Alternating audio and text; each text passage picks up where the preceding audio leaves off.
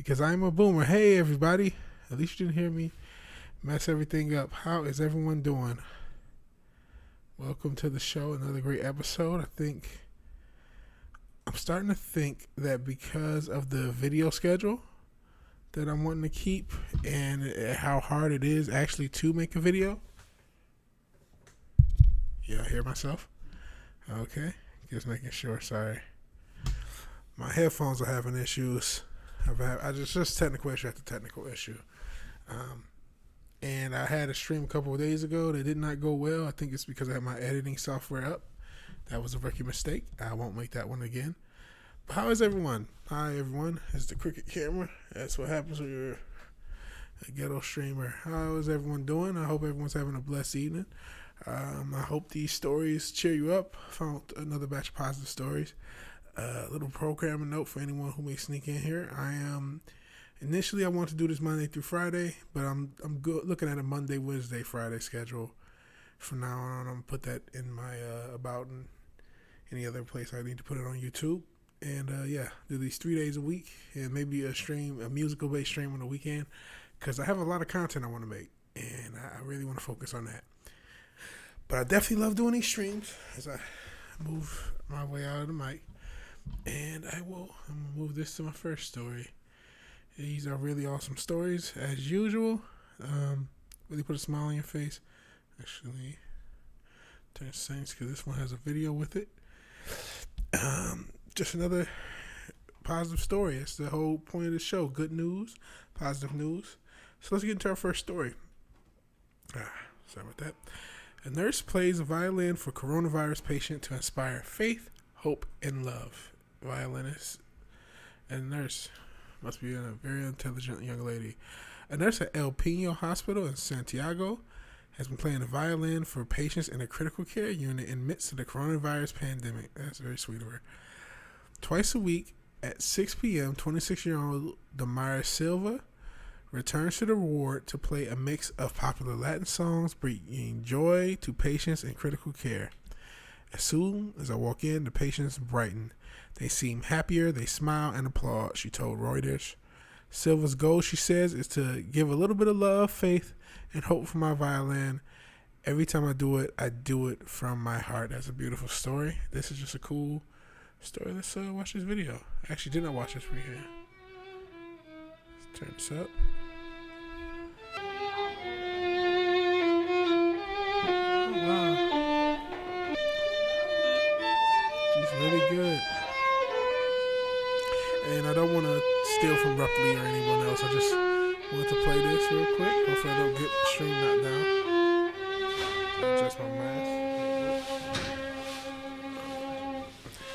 If any mask makers come on the stream, I'm definitely looking for an upgrade. La comunicación con los pacientes solamente a través de la mirada, a través del vidrio. I don't think we're going to get a translator. Entonces, igual, a pesar de que no hay comunicación entre nosotros, la mirada es una forma de poder conectarnos, una forma de poder interactuar entre nosotros. That's great. He recibido muchos mensajes de familiares, de pacientes que se han ido ya de alta, agradeciéndome. Okay. Muchos que me han dicho, pucha, es muy lindo lo que usted hace, otros que me han dicho, me sentía decaída, me sentía mal, y usted pasó y sentí la presencia de Dios en mi vida. Muchos me han dicho. Y eso es algo bonito, algo que para mí me llena, algo que me motiva a seguir haciéndolo. Okay. Very sweet young lady. And music is a beautiful thing. I make music as well. It's actually the point of this whole project, believe it or not. This is really good. Para nosotros es un orgullo tener a Damaris aquí en el equipo. Su música nos transmite fortaleza, nos transmite bondad, nos da cada día, levanta nuestro ánimo y apoya de una forma muy relevante no solo al equipo clínico, sino también a nuestros pacientes. Let me see how, was that ratchet? No, I don't think the plus was on the stream.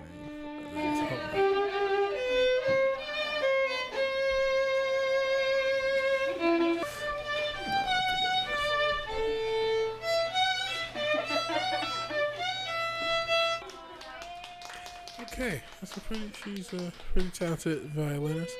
I want to play the whole video. Check it out. Check out this story. I should start leaving.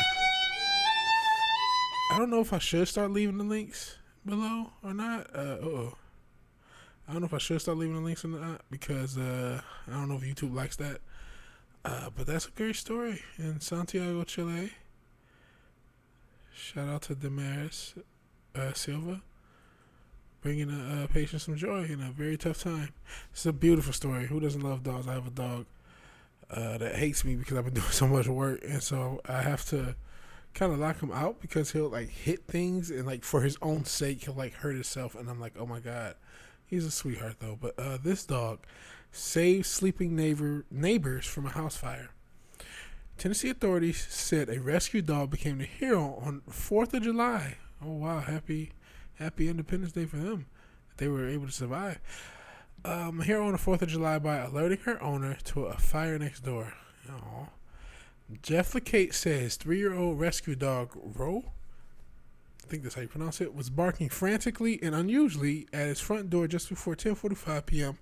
last night in the Twin Oaks neighborhood about 21 miles south of Nashville. When he opened the door to investigate, she went flying out. He followed and discovered his neighbor's house was on fire. LeCates immediately pounded on their door, waking the family of 3 and their pets who escaped unharmed, thank God. He used a garden hose on the fire until the firefighters arrived. In a twist of fate, Ro and LeCates would have never found each other if not for a woman who lives in the home that caught fire. Wow. How does that work? God works in mysterious ways. The woman is a dog groomer, and the reason LeCates adopted Ro 15 months earlier. She knew LeCates lost his German Shepherd, and she also knew that Ro, who was a Belgian Malinos, a breed similar to the German Shepherds, who was in need of a home. She helped to facilitate the adoption. According to the Franklin Fire Marshal Andy King, fireworks caused the fire, resulting in approximately $50,000 in damage to the home. That is not happy, but hey, as long as you're alive, life is way more precious than that $50,000. Hopefully they had insurance, because that still is a rough patch, especially going through this time. But thank you for Ro. Dogs are wonderful, and Ro saved their lives, and that is a great story. Let me check and see if anyone has snuck into this stream. Where am I? Here I am. No, it doesn't look like. Oh, somebody snuck in. Hi, whoever you are. Pretty cool. So we're just reading positive news, and I'm going to go to the next story. What happened here? I am a boomer. This is my second week of YouTube, so you will get some technical errors, but I try to read positive news. As you all know, the news is fucking crazy. And, you got to see my background. Got to see Tommy Hearns and a shitload of programs. All right. From farm to fork, the open database that lets people buy food direct from source. Set up by food activists during lockdown. What the hell is a food activist? Food activists during lockdown. Farms to Feed Us connects people with farmers and growers across the country. A new project launched in lockdown by a group of food activists and farmers is helping to bring fresh produce directly from farms to people's plates. Farms to Feed Us is an open database of small-scale farms and growers. It's in the UK, of course. I might check this out because that would be really dope to get some fresh produce. You always go to the grocery store, but direct from the farmer would be much better. There are farmers markets, and I should probably just check those out. Anyways, it's a tangent. Growers from around the UK selling vegetables, meat, and dairy items and other produce direct to the public. That's what Farms to Feed Us is. There are more than 300 producers listed in the database, with more being added each week. The initiative is the idea of Kathy St. Germains, a writer and organizer of regenerative agriculture events. When restaurants closed to comply with the restrictions to stop the spread of COVID-19, I said COVID-19 on a live stream on YouTube. Oh, Lord. She knew that many small farms that supplied them will be wondering how to make ends meet. I want to show that the great small scale farms and farmers are still out there providing amazing food, she told Positive News. And the quality of their soil and the compassion they show to their livestock really does make a difference in the quality of food. And that's very true. I'm not sure if anyone's aware of Kobe beef, and it's Japanese. But the reason the beef is so high quality is because they treat the cow so well. And that always impacts the food. So treating the livestock well actually makes a good difference. If you feed them natural things, feed them grass or whatever they're supposed to eat instead of some cheap grain, and keep them in well conditions and have them, happier animals, they won't have as much cortisol, won't be as tense, and the meat will be more tender. So that there is actually definitely something to the treatment of the animals and the quality of their food. Okay, the idea is simple. Customers can access the database via the Farms to Feed Us website. Look up farms in their area and what they're selling. Click through and order online directly from the farm. Now, that's really cool. We definitely need something like that here. And if there is, I would love to know about it. That's awesome.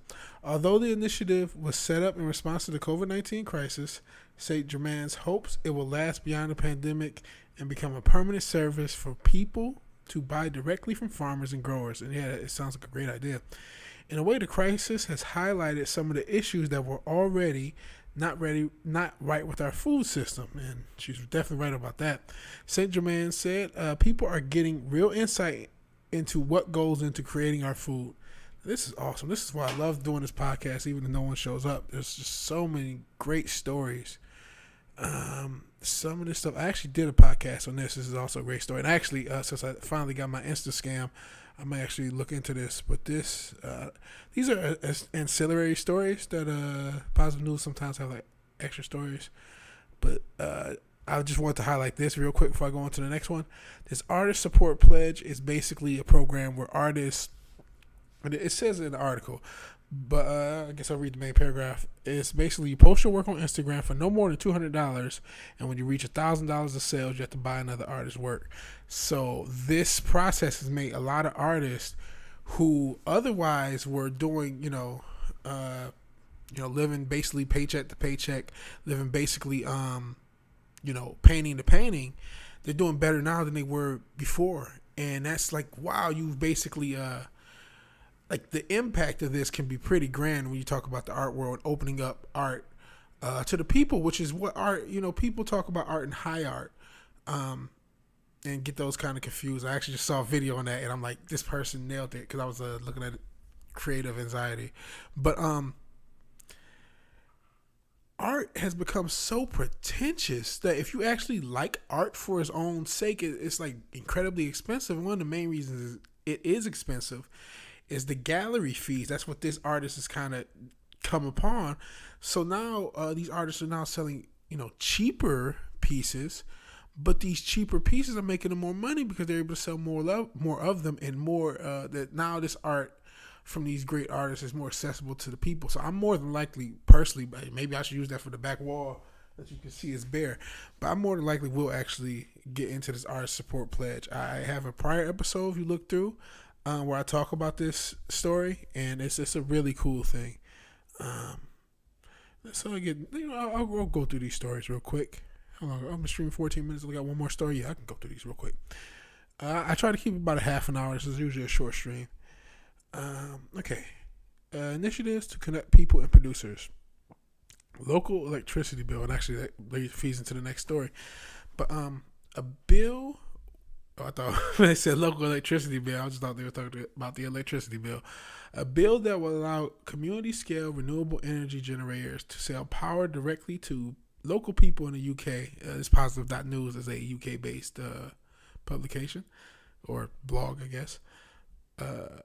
But sell renewable generators to sell power directly to the local people in the UK has been put before Parliament.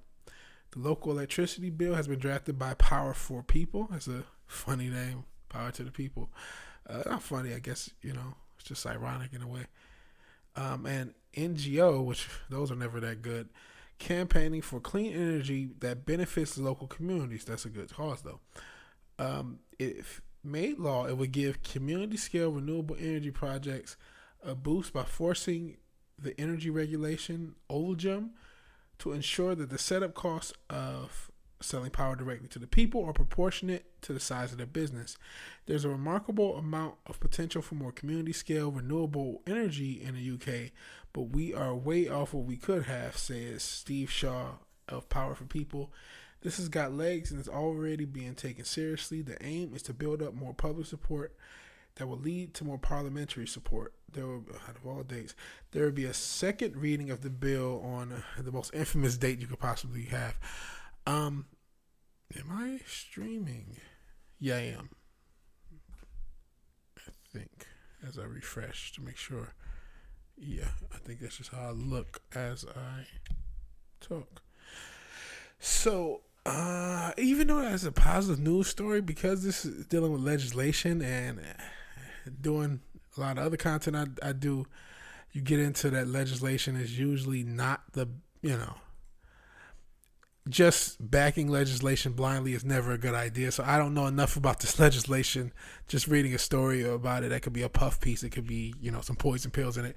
So if there are, and you're in the UK and you're like, hey, this bill has this, this, and this, and it's all wrong, I apologize. It was just on the news story. I don't know how the legislation is written enough to just read it and say, yeah, this is positive. Because it could very well not be. Because, that's how government works, unfortunately. There's always a scam involved. Let me go ahead and put on the mask so you don't sneak and see who I am. United We Stream. From empty nightclubs, DJs have been streaming sets into people's homes during lockdown. I've actually caught some cool streams, not necessarily from DJs, but different musicians, allowing ravers to experience live music and connect with DJs. Revelers are encouraged to make donations for each set, which go towards shuttered venues. The initiative was started by United We Stream, UWS, which sprang up in Berlin at the start of the coronavirus crisis. This idea has spread to other cities, including Manchester, as well as raising money for venues. The DJ set gave ravers a boost during lockdown. It reminded me of the effect music can have. It's almost like I'd forgotten Sheena Young 57 told Positive News.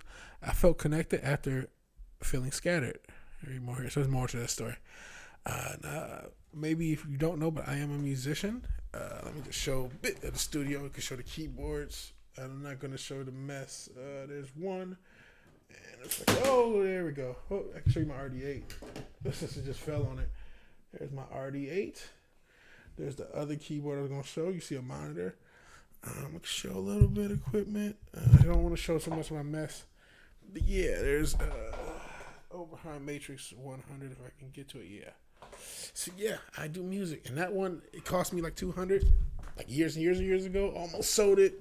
Crazy story about how I got it back. But let me put this stand, as you can see my skin. Great. Here I am. Let me do this way so you can at least see me. That's great. That's what happens when you have a live streamer who's been doing this a week and doesn't know what he's doing. All right. Here we go. So the angle's probably going to be fucked up. But here I am, huh? Probably better than it was before, which isn't saying much. But here we go. So, yeah, I'm always for music. I'm actually going to do some musical live streams. I wanted to look into how to do covers. Legally, I wanted to make sure that was a thing. And I've just been so bogged down with work and trying to work on videos and stuff like that. And I'm going to reread this story because when I read it the first time, it was good. And I gave it a summary, but I'll go back into it. As galleries closed and exhibitions were canceled in the start of lockdown, artist Matthew Burrows hatched a plan to help his colleagues sell their work directly to people via Instagram. The idea I came up with was simple. You post your work on Instagram for no more than $200, and when you reach 1,000 in sales, you have to buy another artist's work, said Burrows. 3 months on, the Artist Support Pledge initiative is estimated to have raised about £48 million. So, because it's worth more than our money, it's a lot of money. And has become a permanent not-for-profit company with support from the Crafts Council, which I assume is something in the UK. Excuse me. Burrow credits the initiative with making art more accessible to regular folk. No gallery will charge so little because there isn't any profit margin for them, he said. And then you can read more about the original article, which I already did. So I'm going to get into the last article. We've been streaming about 20 minutes. And like I said, I want to keep these streams short. I wonder if I lost my streamer or I lost my one fan. I did not. He's still here. Thank goodness. Either that or I'm on two different things and I'm killing myself. Let me see. I don't want to end the stream. I don't want this to break. So yeah, how about that? Okay. Well, knows my brother. All right, the largest city in Australia is now protected by 1,000% renewable. Oh, you get to see Tommy Herms again. I'm just looking at my stream. I'm looking at my stream and seeing, because it doesn't always show up for me when the background disappears like that, but sometimes when I'm on my second screen, the web page will disappear on the stream, and then you'll see my background. So that's just boomer shit, as I say. Even though I'm technically a millennial, but I do all sorts of boomer shit when it comes to these streaming. But let's get to this. Largest city in Australia, good old Oz, I've been there before, is now powered by 100. Jesus, that's what happens when you read through a mask. 100% renewable energy, thanks to a historic deal. The largest city in Australia is now 100% green energy, powered by 100% green energy, thanks to the largest standalone renewables agreement for an Australian council to date. The city of Sydney, which is home to 250,000 people, has begun sourcing its energy from 2 solar farms. 250,000? Why did I think Sydney had a bigger population than that? Okay. I gotta look that up. From 2 solar farms and the largest wind farm of New South Wales. And saying that, it may be something like, where it's just one of those cities like that has a ton of suburbs. The transition was facilitated through a power purchase agreement, PPA, with electricity retailer Flow Power. Although the historic deal costs 60 million Australian, the initiative is expected to save 500,000 Australian dollars each year, says Euronews. The initiative is also expected to purge roughly 20,000 tons of CO2 from the carbon footprint of the city, roughly 70% of its total output before 2024, which is several years earlier than the original goal. That's pretty cool. The cities are responsible for 70% of the greenhouse emissions worldwide, so it's critical that we take effective evidence based upon climate action, says Sydney Mayor Clover Moore. The city of Sydney became carbon neutral in 2007 and were the first government in Australia to be certified carbon neutral in 2011. She added, this groundbreaking $60 million renewable energy deal also saves our ratepayers and support regional jobs in wind and solar farms in Glen Innes, Wagga Wagga, and the Shoalhaven. And there's a tweet. 70% of the world's emissions are generated from cities. Okay, UN, I don't really fuck with them. And I'm not going to get into the climate change debate here, but I actually, looking for good news, you'd be surprised how politically tamed a lot of stuff is. So I try to find politically neutral things. And while climate change, like everything, has been politicized and it's not politically neutral, I think we can all get behind the fact that it's renewable energy. That's really the major thing that makes it a positive thing, because it's just a not wasting resources. And who wants pollution in general? There's so much. Even if you do not believe in climate change, which as a whole, as a character named Vigilante Williamson, I will deal with conspiracy theory stuff. So, but I'd rather deal with that in the video. I actually want to keep these streams very light. But the whole can of worms regarding climate change. It's a really deep can of worms. But there's no doubt that pollution is real. And anytime you can lower pollution, it's a positive thing. The world needs less of it. So that's a good thing. And that will conclude our show. We made it about 20 some odd minutes. Let me check again. Okay, so we made it 26 minutes. Thank you to whoever's watching. I appreciate it. If it's my bro, thank you in a way. I appreciate it. And if anyone, if you like and share, if you would like, our end is I'm always trying to get better. So tell me how much I suck in the comments. If you like the video, please like the video. And even if you didn't, I really appreciate you watching. Have a blessed night.